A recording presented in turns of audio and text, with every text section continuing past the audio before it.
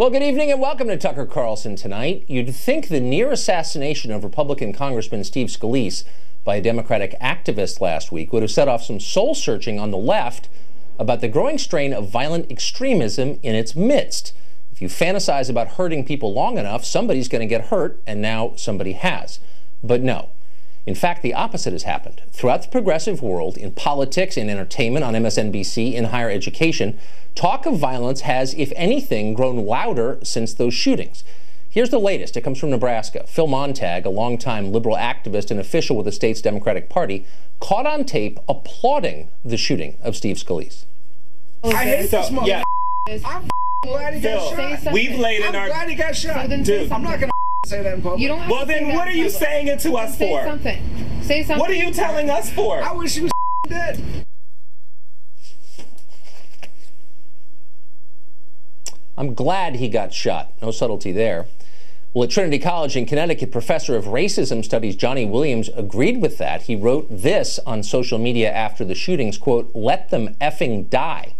Williams wasn't fired from his post, far from it. His fellow Trinity faculty issued a fawning letter of support for him today. One colleague compared him to Salman Rushdie, persecuted by religious extremists. In this case, of course, Christians, not Islamists. A Change.org petition supporting Williams has drawn nearly 2,000 signatures as of tonight, and it's growing. Professor Let Them Effing Die is fast becoming a folk hero on the left. Meanwhile, fading actor Johnny Depp says he's excited about the possibility of a modern-day John Wilkes Booth stepping forward to murder the president. When was the last time an actor assassinated a president? Well, on Twitter, Marcela Arguello, she's a writer for Bill Nye's new Netflix show, had this to say about the Scalise shooting, quote, "If a few old-ass conservative white men have to die in order to get the gun control issue discussed, then I'm willing to take that risk." As of tonight, she's apparently still got her job. And extremism isn't just online. Having just watched partisanship ending in gunfire, you'd think lawmakers might try to lower the temperature a little bit. Not Elizabeth Warren of Massachusetts. Here she is accusing her Republican colleagues of deliberately plotting to kill Americans for money. These cuts are blood money. People will die. Let's be very clear. Senate Republicans are paying for tax cuts for the wealthy with American lives.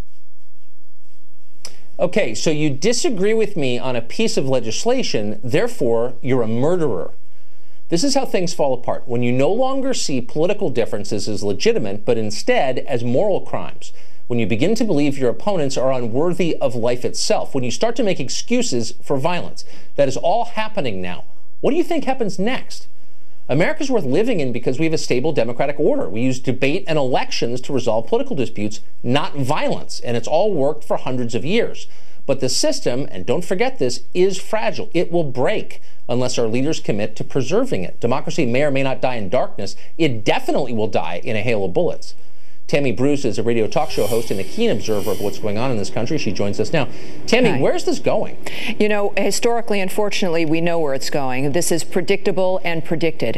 Historically, wherever the left has been in power, and either it's to get power or if someone tries to move them out of power, the movement is to do violence. It's a dynamic where they realize that in order to have the cultural dynamic continue, the only way to maintain power is to silence those who are against them or those who do not conform, and of course that takes the form of violence. In the 20th century, of course, just 3 countries: Soviet Union, Communist China, and the Khmer Rouge in Cambodia. Right. Estimates are up to about 70 million people killed simply in order to maintain power. So this is what we have to be aware of. While our system is genius and brilliant, it's the leftist ideology that is new, and that our system in a lot of ways also allows to effectively breed in a way. And if we don't decide to take steps to condemn it, and as you've said in your opening, Tucker, whether it's Elizabeth Warren, Hillary Clinton put out a tweet today saying that the Republican Party is the death party. After an attempted assassination of 22 GOP leaders at that baseball field, even Barack Obama, who's never at a loss for words, has said nothing publicly to condemn it or to tell people to step back. This is my worry, that the silence is also in a certain way could be interpreted as acquiescence and in some ways encouragement. Well, see, that's what shocks me. I mean, I don't think any political movement ought to be held liable for the lunacy of its fringes. I mean, there are lunatics on all sides for sure, and I've met some of them. But I do think that the people in charge, in power, in authority have a moral responsibility to set the limits of behavior and to say, you know, that's totally wrong. You're not allowed to do that. Violence is outside the pale. They're not doing that. Where's the New York Times editorial denouncing this kind of stuff? Right. See, this is it. And even if, let's say you had taken, Tucker, a week off, the week that the shooting happened in Arlington, and you unplugged and you weren't connected, just in returning 1 week later, with looking at the headlines online or otherwise, you never would have even have known that it occurred.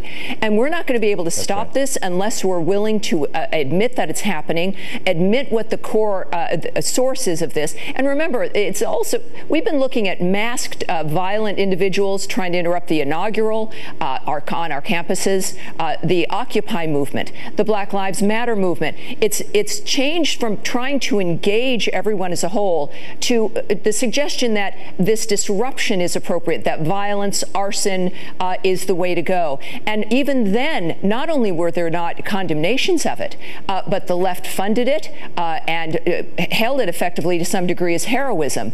And that also, for Americans and everyone around the world, we're now awash in violence because of terrorism. We see it all over the world. It inures people to it, and that's another dynamic that's affecting our young people here, that, oh, this is normal. Well, someone's got to start saying that it's not.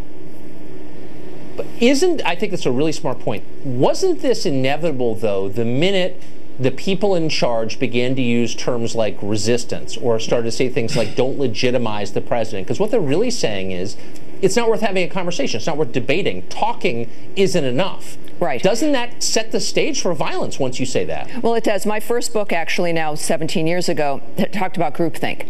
And that's when you start to believe that you have sole possession of the truth.